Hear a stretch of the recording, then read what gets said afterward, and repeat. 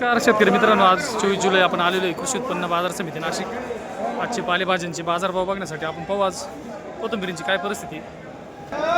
China कोथिंबीर काडीवाली ही काय गेली आपण पाहू. कोथिंबीर काय गेली आज 1700 रुपये. कुठून आली? साठवली. बाजारभाव खूप पडले आज, ओल्यामुळे कमी गेली का? हायेस्ट कुठपर्यंत आहे आज?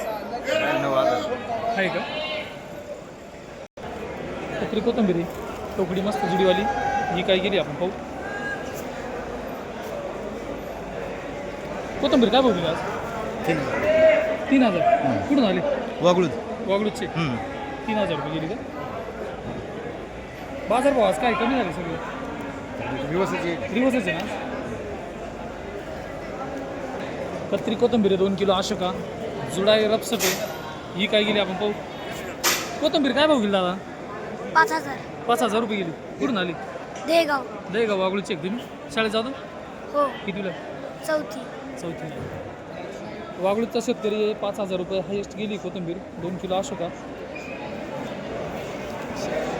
एकंदरीत 2 दिवसापासून थोडे बाजारभाव कमी झाले, त्याचं कारण आपण विचारूया. नाना नमस्कार.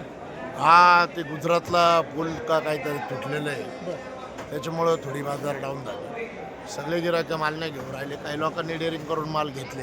गुजरातचे व्यापारी थोडे कमी का? हा, गुजरातचे व्यापारी थोडे कमी झाले. बरं. आणि मुंबईत तर काय पाऊस चालू आहे, त्याच्यामुळं काही पोझिशन नाही. हायेस्ट नंतर ऑर्डरवाले हायेस्ट धरून घ्या, 10-11 हजार धरून घ्या. हायेस्ट गेलेलं हा, 10,000 आपल्याकडे जायले. बाजाराची लेवल 11,000 धरून आहे. आहे.